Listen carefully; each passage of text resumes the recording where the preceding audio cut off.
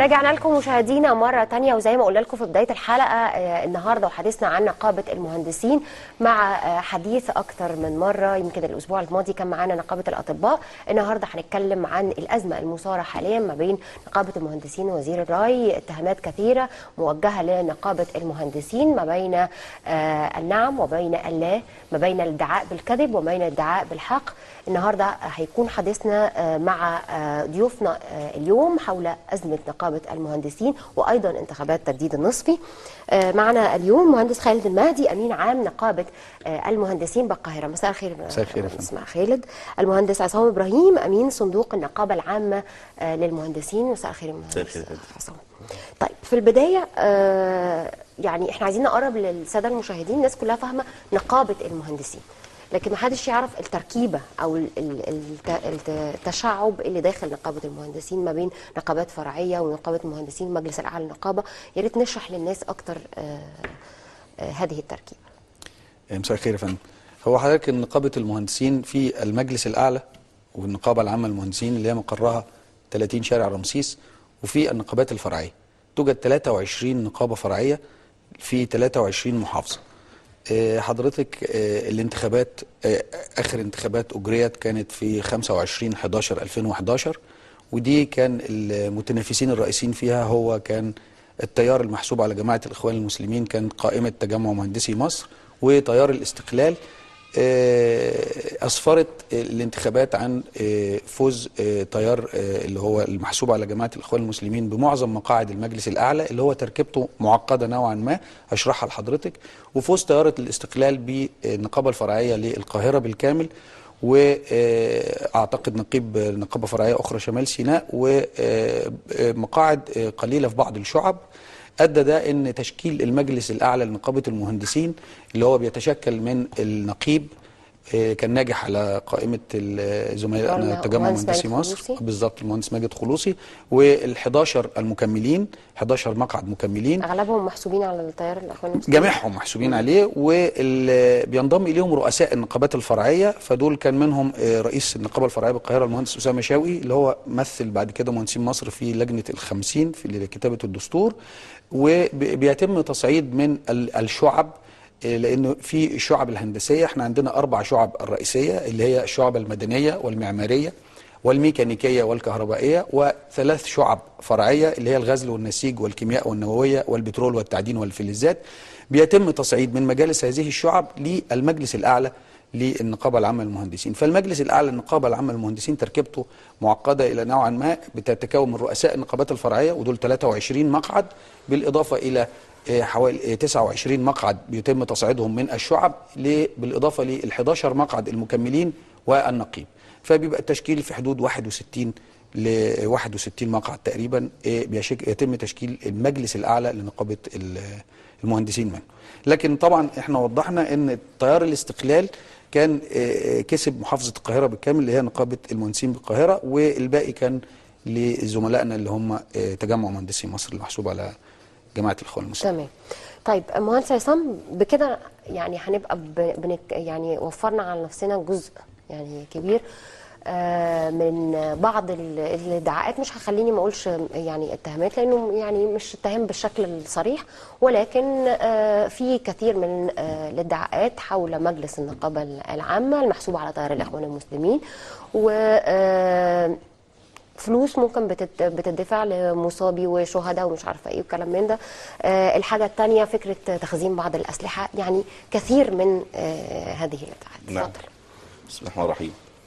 الحقيقه قبل ما ابدا كلامي انا بحب اشكر التلفزيون المصري، قناه فضائيه مصريه، على استضافتها لنا نقابه المهندسين، النقابه العامه للمهندسين. الحقيقه دوت يعني منحى يشكر لهم، وندعو لكل فضائيات المستقله انها تلحق هذا المنحى، انها تسمع منا ولا تسمع عنا، يعني تسالنا واحنا نجاوب، بدل ما اي حد يتكلم عننا واحنا مش موجودين. فاحنا بنشكركم على هذا المبدا اللي هو يعني مبدا للتلفزيون المصري اولا وقناه الفضائيه المصريه. تمام. فاحنا بنشكركم عليه. الحاجه الثانيه، احنا كممثل النقابه العامه للمهندسين بحب يعني اعزي اسر شهداء المهندسين 25 يناير حتى الان، لان احنا الحريه اللي وصلنا لها في نقابه المهندسين بوجود انتخابات كانت بعد 25 يناير. فاحنا بنعزي اسر شهداء. ما كانش في انتخابات قبل 25 يناير؟ الانتخابات تمت في 25 نوفمبر 2011. فكان بعد فضل الله سبحانه وتعالى كان دماء الشهداء والمصابين في 25 يناير كانت هي السبب الرئيسي لمثل هذه الحريه اللي عاشها المهندسين، وجرى انتخابات بعد 18 سنه. فاحنا بندين للشهداء وبنعزي اسرهم والمصابين من 25 حتى الان. كل المصابين من كافه التيارات كان لهم الاثر الكبير فيما وصلنا اليه من وجود حريه وانتخابات. تمام. فده حق لهم لابد ان نقوله لهم، واحنا بنمثل النقابه العامه وبنمثل المهندسين في هذا اللقاء. الامر الثاني، بس اخويا المهندس خالد كان قال التجمع مهندسي مصر محسوب على الاخوان. الحقيقه احنا كنا حريصين في التجمع مهندسي مصر ان هو يشمل كل التيارات. احنا كان عندنا الشيوعي في القايمه، كان عندنا لواء الجيش، عندنا اكثر من لواء جيش في الخدمه او على المعاش، كان عندنا مختلف التيارات. احنا كنا حريصين في تشكيل قائمه تجمع مهندسي مصر الكفاءه والامانه والنزاهه بصرف النظر عن المحسوب على اي تيار. فالقائمه تجمع مهندسي مصر وان كانت فيها بعض الاخوان، لكن كان فيها لواءات جيش مهندسين طبعا، مش لواءات جيش مهندسين، كان فيها كل التيارات السياسيه. بس القايمه نفسها كانت يعني دايما بيتقال ان لا ان هي قايمه الاخوان ونجحتوا على قايمه الاخوان. انا بحب اوضح الموضوع دوت ان القائمه كانت تمثل كافه تيارات المهندسين في مصر. يعني في بعض زي ما الحريه والعداله جواها مسيحي وجواها يعني واحد. في تنوع لكن هي الفكره كلها ان الخط الرئيسي هو ما كانش معظمه اخوان.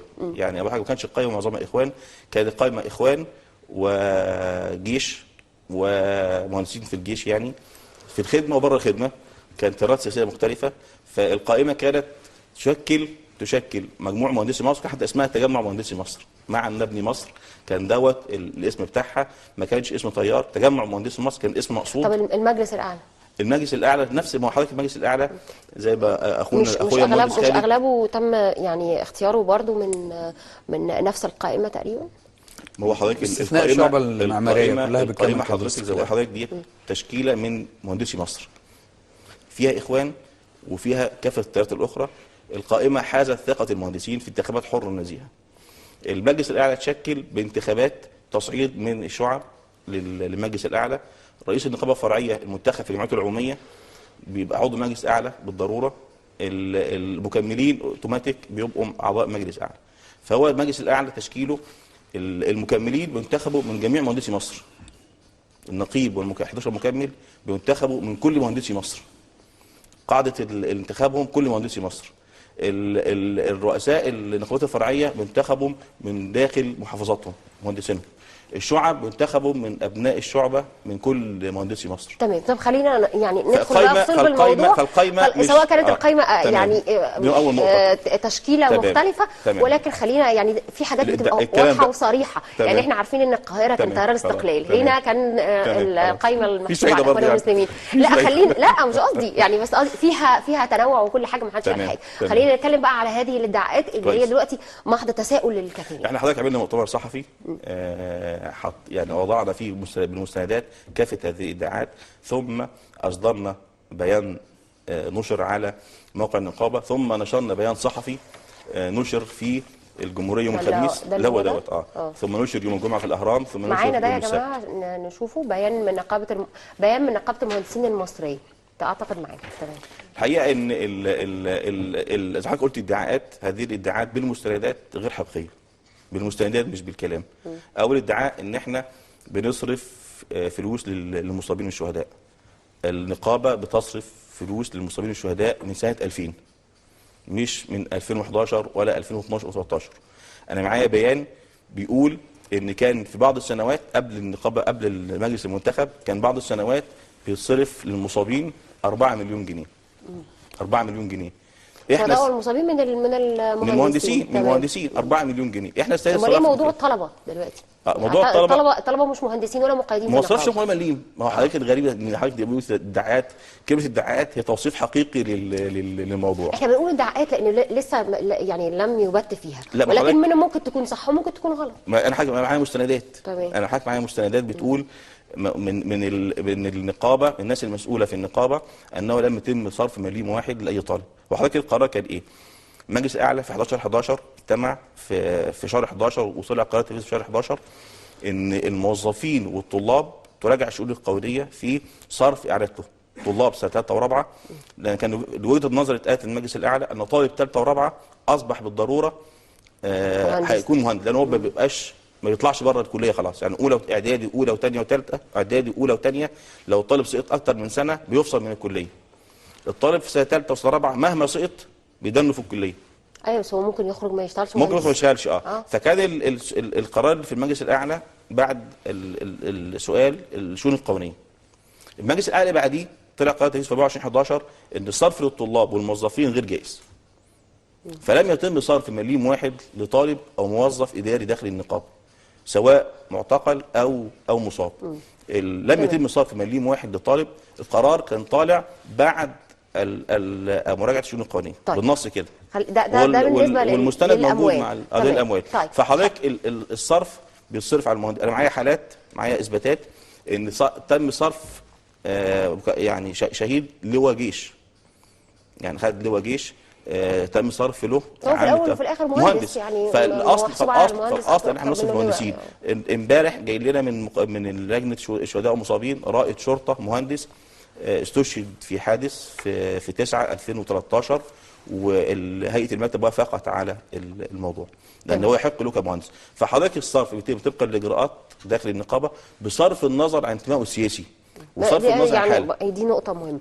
طيب مهندس خالد، انتوا برضو من يعني طبقا للبيان اللي صدر وللكلام اللي بيتقال ان هم بيصرفوا فلوس وكل ده، انتوا اصدرتوا برضو بيان من جهاتكم رفضكم التام لاقحام النقابه في اي دور سياسي. هو البيان يخالف قانونها واهدافها. بالظبط كده. هو بس انا وده معانا اعتقد ممكن برضو لميا ممكن. هو بس تعليقا برضو على كلام زميلي عصام بيه، احنا لينا برضو زملاء اعضاء في المجلس الاعلى اللي هم الممثلين عن الشعبه المعماريه، وهي الشعبه المعماريه بالكامل برضو كانت ممثله من قائمه تيار الاستقلال. فدخل منهم 5 في اعضاء في المجلس الاعلى برضو، دول بيمثلوا تيار الاستقلال. برضو كان في منهم معارضه للقرار اللي طلع اللي كان بيحكي عليه الباشمهندس عصام. طبعا عرضه تماما ان يحصل صرف لغير المهندسين اللي هو يكون ليه. انتوا طلعتوا البيان ده ازاي يعني الا اذا كان انتوا كنتوا اتاكدتوا ان فعلا تم الصرف؟ لا ما تمش الصرف. انا بس بحكي، انا قبل ما اعلق على البيان انا بعقب على كلام عصام بيه بخصوص الصرف لغير المهندسين اللي في الجلسه اللي بعديه الشؤون القانونيه. ده انا بقول ان حصل ان وجود معارضه صحيه برضو من تيار استقلال اعترضت على صرف الاموال دي لغير المهندسين، لان طبقا للقانون الاموال صندوق المعاشات تصرف لاعضاء النقابه. فبالتالي هم مش اعضاء النقابه. زي ما انت حضرتك قلت، الطالب الفرقه الثالثه والفرقه الرابعه ممكن ما كملش دراسته، ممكن حصل له ايزار، ممكن اتخرج سافر، ممكن يشتغل بمهنه اخرى طبقا للقانون غير جائز طبعا قانونا. ودي فعلا زملائنا أزواج. وبرضه بالنسبه للموظفين، لان الموظفين ينطبق عليهم، لا ينطبق عليهم قانون نقابه المهندسين 66 لسنه 74. يعني كان في كلام كمان ان بعض الموظفين كانوا ممكن ياخدوا فلوس؟ لا ما هو كان طبقا للقرار الاولاني اللي طلع من المجلس الاعلى بتاريخ 14/9 كان هذا الكلام، ان معامله الشهداء والمصابين والمعتقلين من الموظفين بالنقابه معامله المهندسين امثالهم. بس قالوا وذلك بعد مراجعه القانونيه. واخد بال سيادتك في القرار. وطبعا المفروض ان الموظفين في النقابه ينطبق عليهم قانون العمل رقم 12 لسنه 2003 طبعا.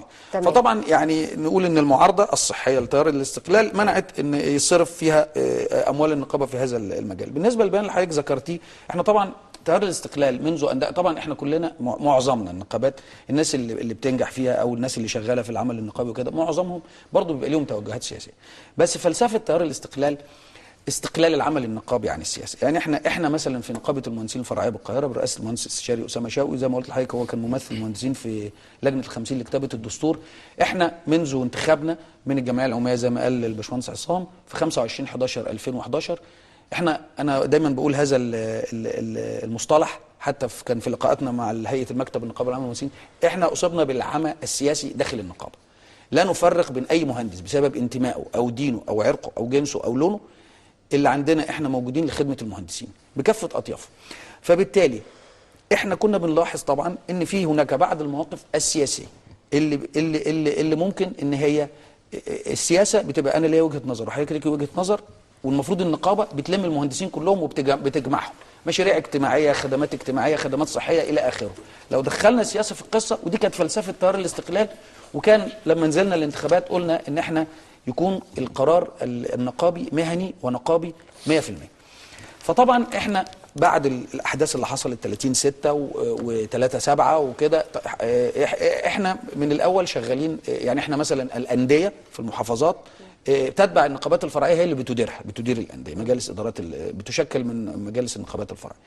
فاحنا كنا بنرفض اقامه اي مؤتمر سياسي او لاي حزب سياسي داخل النادي اللي عندنا او داخل النوادي. ده القاهره، دي القاهره، على عكس الجيزه مثلا الاستقلال. يعني نقابه مهندسين الجيزه ونادي مهندسين 6 اكتوبر برضو عليه برضو كثير من الاقاويل، يعني في تظاهرات ممكن بتخرج من داخل النادي.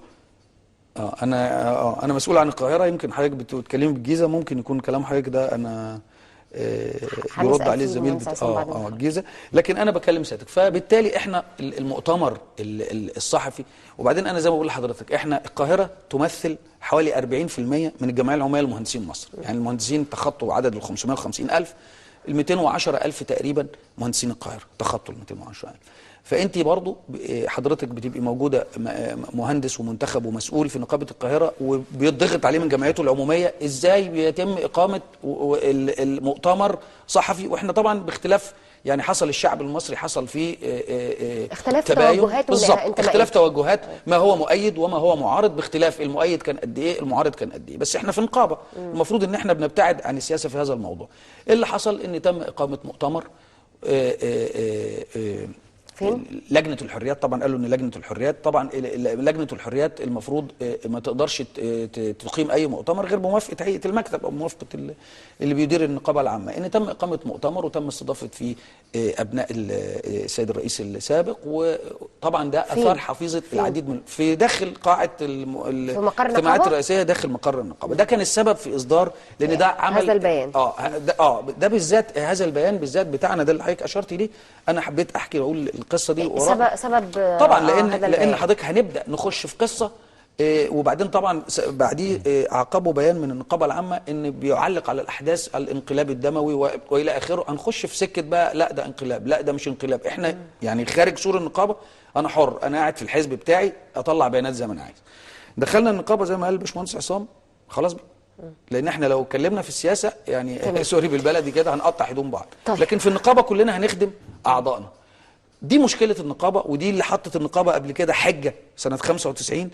ففلسفتنا لابد تماما، وده اللي دفع عدد من المهندسين، يعني من ضمن السبب بتاعهم في تقديم الطلب اللي هو لسحب الثقه من النقيب ومجلس النقابه اللي هو الاعلى، قال لك تسييس النقابه في امور بالظبط. هي دي الحاجات اللي هو ده يعني بتثير حفيظه عدد كبير من اعضاء الجمعيه. المهندس عصام برضو هيحب، يعني احب يعلق لنا على ده، لان احنا معانا برضو بيان، والبيان ده من نقابه المهندسين المصريه موجود على مواقع التواصل الاجتماعي، بيتكلم عن الاحداث الدمويه يوم الاربعاء 14/8، وطبعا في يعني مصطلحات كتير هو ظهر معانا على الشاشه، والانقلابيون الدمويون وهذا النظام الانقلابي الدموي لوقف هذه المجازر. معنى كده ان يعني ده برضو مؤشر ودليل ان في توجه وفي تسييس للنقابه بشكل عام.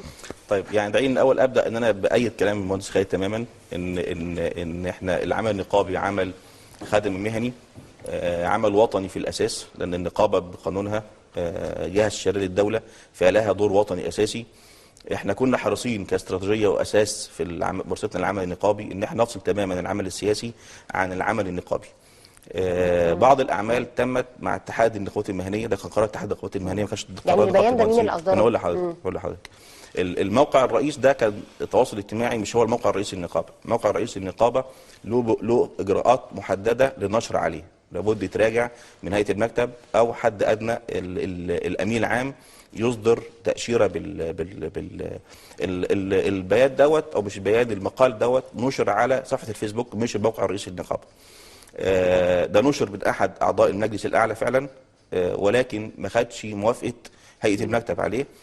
كان بعد يوم الاحداث شهر 8، فهو كان منفعل شويه وطلب ان هو ينشر الخبر ده من الموظفين الموجودين في النقابه.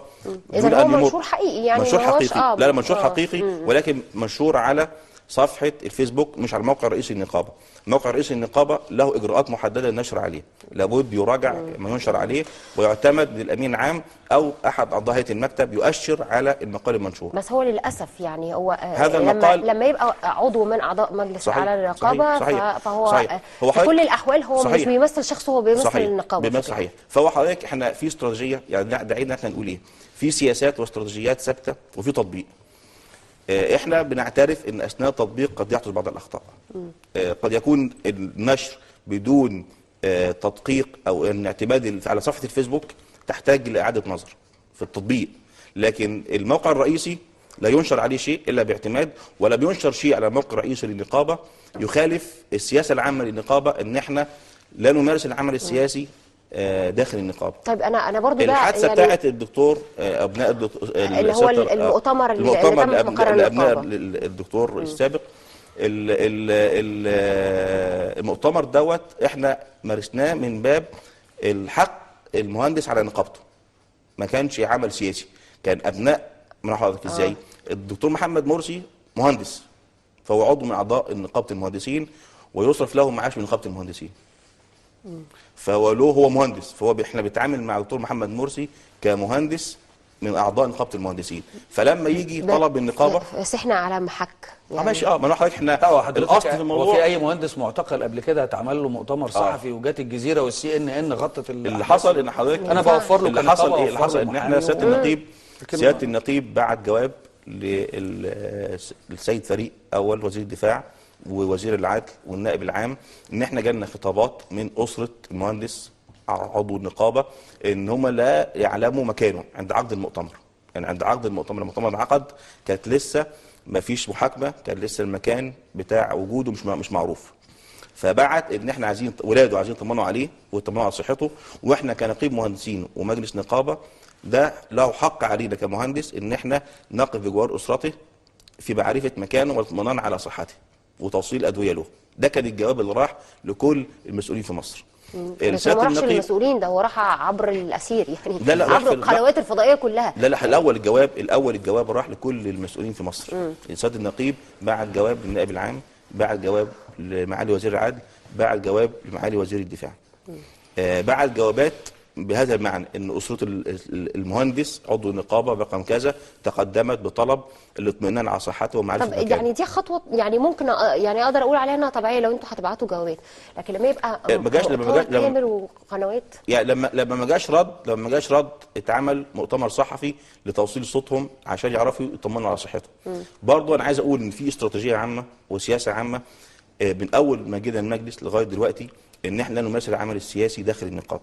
قد يكون نمارس العمل السياسي، لا نمارس بس هو كده بيتم ممارسه العمل السياسي. ما هو كان منطلقنا ان هو مهندس ولا حق علينا ان احنا نقف بجوار اسرته. انا مش عارفه ليه حاسه ان هو عشان مهندس. انا يعني مش قضيتي مهندس او مش مهندس، بس احنا دلوقتي في مرحله فيها كثير من يعني ما هو التحذيرات. من منطلق ان انا افصل السياسه عن العمل المهني، من منطلق ان انا افصل السياسه عن العمل النقابي. يعني مهندس خالد قال لو معتقل عادي يعني ما كانش كان رئيس الجمهوريه كنت هتعامله المعتقل واحد معتقل. لو واحد حضرتك مكانه مش معروف في حينه واسرته طلبت معرفه مكانه وبعتت جوابات للمسؤولين في الوطن عن ان في اسره مهندس عايزه تطمن عليه على ابنها او على والدها وما جاش رد، واجب النقابه لا تقف مع اسره المهندس دوت حتى تطمئن عليه. ده واجب لكل الناس.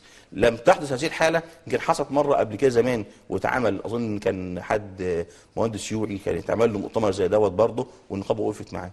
طب انتوا بسبب ده عملتوا 28 لا في 28 مهندس معتقل اثناء مجلسنا المنتخب الحالي. كان في احداث العباسيه.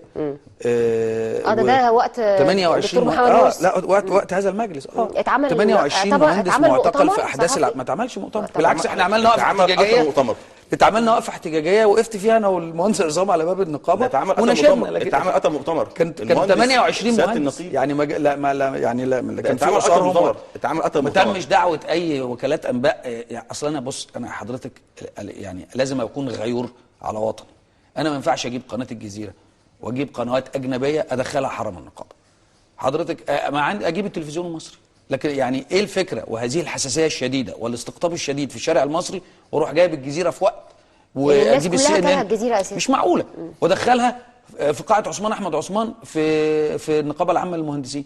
اثرت حفيظه عدد كبير من المهندسين، وده اللي دفعنا في نقابه القاهره ان احنا نطلع بيان نستنكر ان احنا نخلط العمل النقابي بالعمل يعني السياسي. وده اول بيان احنا طلعناه في خلال المده منذ انتخابنا، ان احنا اضطرينا، لان احنا دايما يعني بنعمل في اطار اسره واحده زي ما قلت لحضرتك، لكن اضطرينا طبعا تحت ضغط جمعياتنا العموميه وتحت ضغط اتصال عدد كبير من المهندسين، لان واحنا راينا الشخصي طبعا احنا لا نقبل طيب. ان النقابه بتاعتنا يكون فيها وكالات انباء اجنبيه، عشان على الاقل ده شأن وطني خالص، شأن داخلي، مش عايز شأن داخلي، مش عايز ادخل داخل فيه ناس من بره. طيب انا برضو عايزه اتكلم على البيان حضرتك بتقول عليه ان هو يعني كتب من عضو من اعضاء مجلس الاعلى للنقابه واتنشر على صفحته، وان كان لا يمثل نفسه لكنه يمثل في الاول وفي الاخر برضو النقابه. انتوا تصرفكم ايه معاه؟ لان هو كده حطكم في وضع ده هو يمثل نفسه مبدئيا، هو يمثل نفسه مجلس اعلى، المجلس الاعلى يمثله النقيب او الامين العام. فحضرتك زي ما قلت لحضرتك ان في اجراءات محدده للنشر على موقع رئيس النقابه لابد يعتمد بس دايما اي حد في موقع حساس صحيح. بيبقى صحيح. بيتحرى الحذر صحيح. من صحيح. اي حاجه يقولها. صحيح. يعني زي مثلا ما كان بيطلع قبل كده، يعني في فترات سابقه كنا بنشوف اي قاده من القيادات سواء داخل حزب الحريه والعداله او اي احزاب اخرى، يعني حتى لو اي حزب مستقل ويقول انا قلت كذا، ويطلع الحزب يقول لا ده يمثل نفسه. ما ينفعش في الجزئيه دي تحديدا، ما ينفعش يبقى يمثل نفسه، هو بيتكلم في شأن سياسي. انا متفق مع حضرتك تماما في الموضوع، ان عضو المجلس الاعلى له دور، ان هو عضو المجلس الاعلى بيعبر يعني بطريقه او باخرى قد يحسب على المجلس الاعلى، وانا متفق مع حضرتك تماما على هذا الامر. لكن بقول لحضرتك ان عشان تنفيذه حتى يا دكتور. صحيح. بقول لحضرتك ان في قاعده موجوده والسياسه ماشيين عليها. قد يكون في بعض الاحيان في التطبيق يخالف السياسه، في بعض الاحيان بيحصل حاجات زي كده. فالحاله ديت زي ما قلت لحضرتك انها ما كانش عليها تاشيره من حد مسؤول في هيئه المكتب، طبقا للاجراءات المحدده للنشر تم نشره على صفحه الفيسبوك مش على موقع النقابه الرئيسي. احنا بنقول ان الكلام دوت كلام مفروض ما يطلعش من النقابه طبقا لاستراتيجيتها. ما ينفعش ان انا اقول لموقف، اعلن عن موقف سياسي للنقابه، وده النقابه ملتزمه بيه من 25/11 او من ساعه استلام النقابه من 1/1/2012 حتى الان. لم يصدر عن النقابه نقيب المهندسين او الامين العام او هيئه المكتب بيان او قرار سياسي في اي وقت من الاوقات.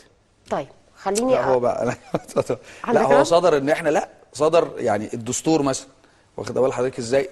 الاعلان الدستوري اللي اصدره الرئيس دي كانت اول محك لينا برضو، يعني في شهر 11 2012 الاعلان الدستوري اول ما اصدره الرئيس مرسي سارع المهندس ماجد خلوصي بعقد مؤتمر وتأييد الاعلان وبعديها الشارع المصري وحصلت حاله من الاستقطاب الشديد في الشارع المصري، وبعديها تراجع في حاجات من الاعلان الدستوري. يعني انا بسارع كنقابه والحق ايد على طول اول ما الرئيس يطلع، وبعد كده لما يحصل اعتراضات من طوائف الشعب يتلغي. لا ده كان موقف سياسي النقابه اتخذته. صحيح. بس هو حضرتك انا اثناء كلمه وضحت الموقف دوت، قلت ان عايزين نفرق بين نقابه المهندسين يصدر عنها قرار وبين اتحاد النقابات المهنيه. يعني انت في كل الاحوال شايف ان هناك اخطاء في السياسه. انا بقول لحضرتك ان عايزين نفرق برضه بين، عشان بس المهندس خالد بيقول كلام انا عايز اوضحه، ان في فرق، لابد نفرق بين قرار نقابه المهندسين بمجلسها بهيئه مكتبها بنقيبها، وبين ان النقابه عضو فيما يسمى اتحاد النقابات المهنيه.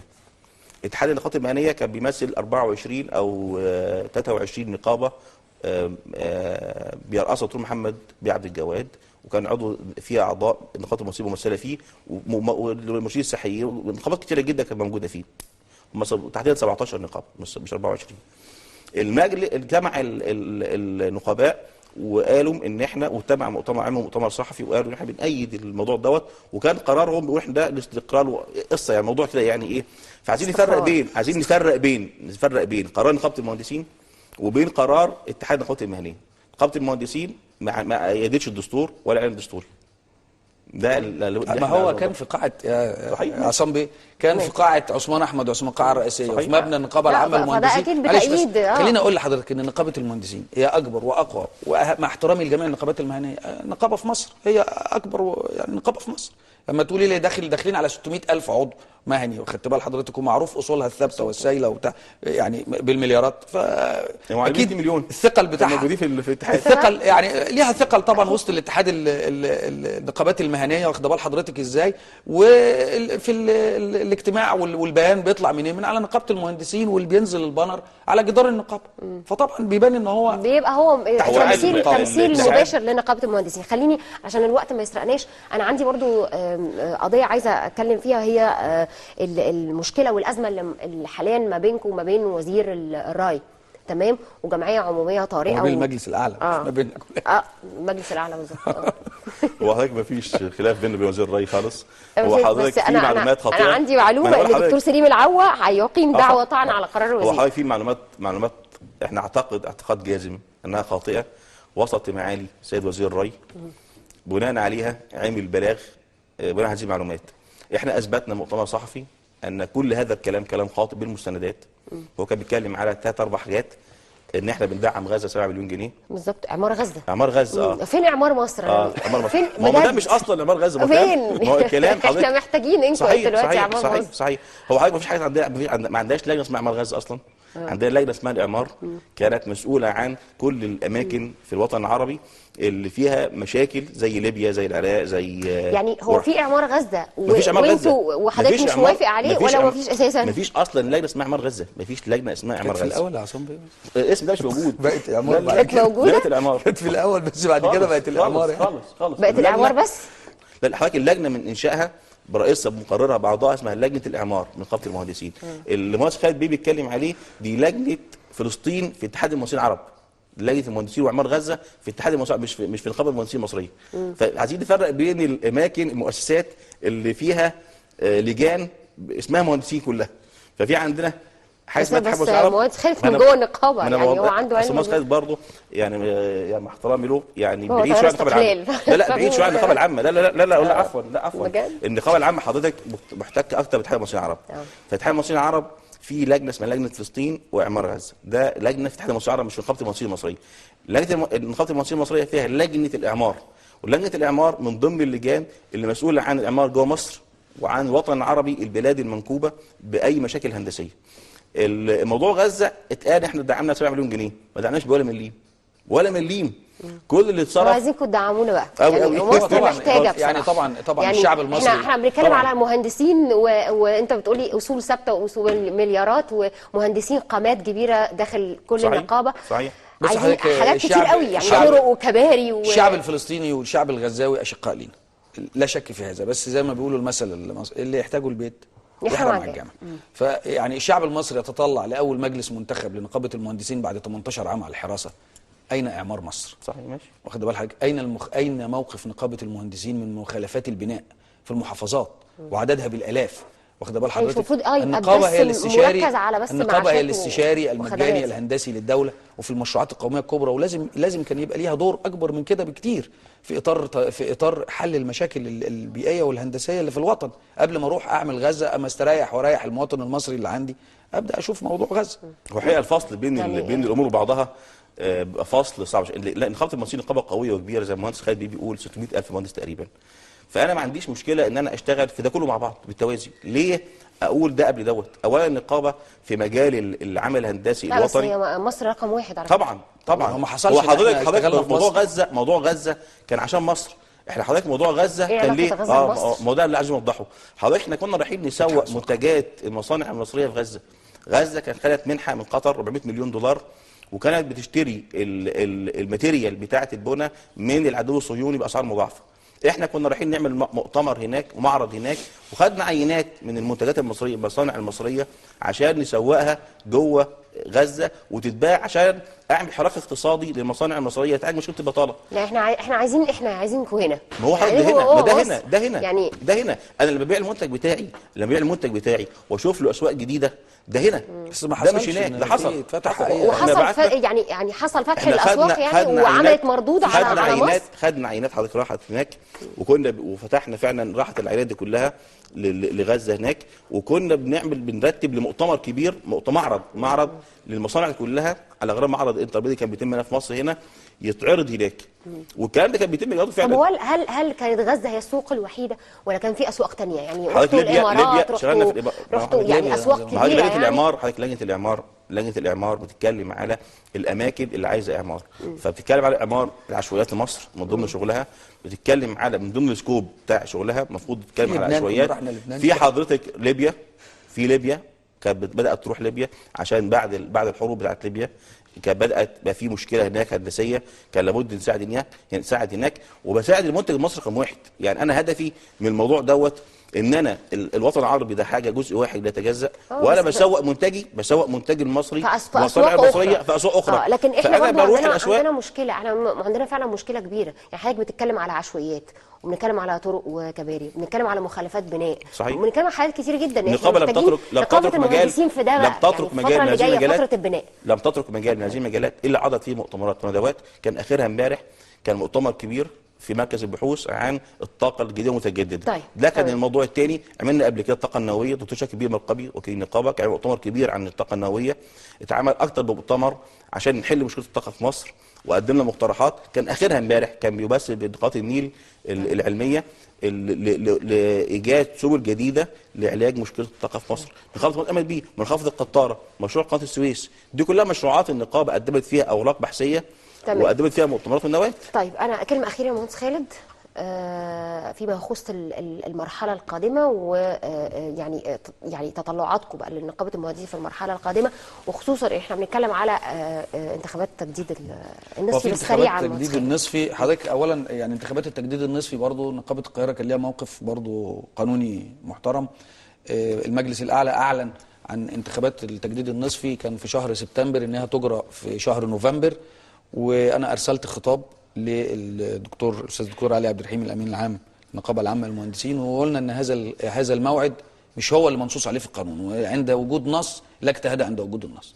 برضه لان كان في طلب مقدم للمجلس الاعلى لنقابه المهندسين، وهو ده اللي بتثار عليه الزوبعه حاليا في المرحله المقبله، ان عدد من المهندسين الجمعيه العموميه طلبوا عقد جمعيه عموميه غير عاديه لسحب الثقه من النقيب والمجلس الاعلى.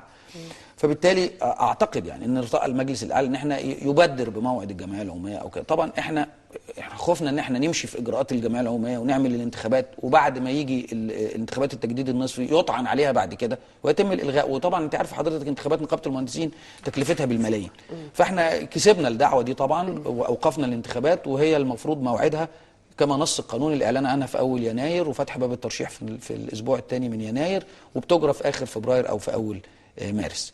في ضبابيه في الموقف طبعا، لان في المفروض وزير الري اعلن عن عقد الجمعيه، لان الساده الزملاء اللي تقدموا بهذا الطلب للمجلس الاعلى للنقابه العامه للمهندسين مر 30 يوم لم يستجيب المجلس، راى ان هو لا يعقد الجمعيه العموميه الغير العاديه لنظر سحب الثقه، وبالتالي توجهوا لوزير الري طبقا للقانون. الوزير اصدر قراره بان تقام يوم 17 يناير، ودي اللي حضرتك قلتي ان الدكتور سليم العوا طعن في قرار وزير الري بخصوص. يعني ما زالت الازمه مستمره، ولكن يعني بنتمنى لها طبعا اكيد ان انتم عايز اوضح بس الجزء بتاع الجمعيه العموميه. انا خلاص الجمعيه العموميه بس، موضوع الجمعيه العموميه بس، عشان انا عندي دكتور كمال الهلباوي بعدينا على طول مباشره. طيب موضوع الجمعيه العموميه بس كلمه واحده بس. الجمعيه العموميه كلمه واحده بس. الجمعيه العموميه اللي قدمت للنقابه لم يرفض النقابه عقدها.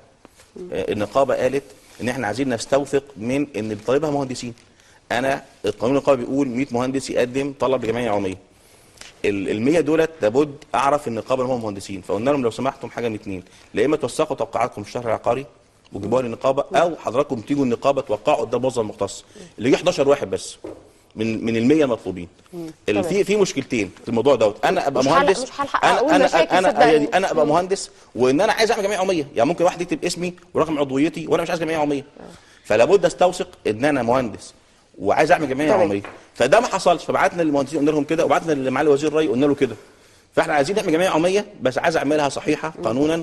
مش عايز اعملها تبقى باطله بس. ان شاء الله. انا بشكركم جدا شكرا جزيلا، وبتمنى ان شاء الله ان تنتهي هذه الازمه سريعا. ولكن يمكن خلاصه الحديث ان المهندس عصام امين صندوق النقابه العامه للمهندسين بيؤيد فكره عدم ادراج نقابه المهندسين او اي نقابه من النقابات في العمل السياسي، وهناك اخطاء كثيره من المفترض ان يكون لها وقفه من قبل مش النقابه. مش كتير بعض الاخطاء.